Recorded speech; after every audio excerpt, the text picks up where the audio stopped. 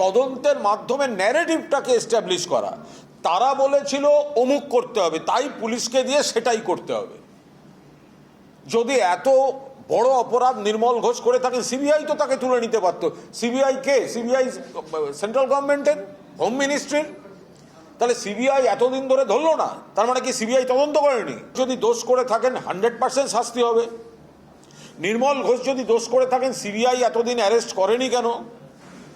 আবার অন্য দিকটা দেখতে হবে, অনেক সময় পাড়া প্রতিবেশীদের কাছে কোনো বিপজ্জনক ঘটনা ঘটলে, কোনো পরিবারে বিপজ্জনক ঘটনা ঘটলে জনপ্রতিনিধি বা প্রতিবেশীদের সাহায্য করতে অনেক সময় এগিয়ে আসতে হয়।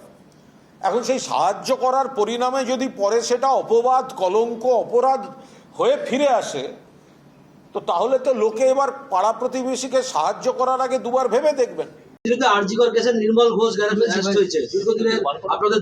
আপনারা সবাই জানেন সমস্ত পাপের মূলে উনি ছিলেন, সেজন্য ইনকোয়ারি চলছে। যেহেতু নতুন করে আবার যা যা নাম আসবে, যারা যুক্ত ছিলেন সবাই আসবেন।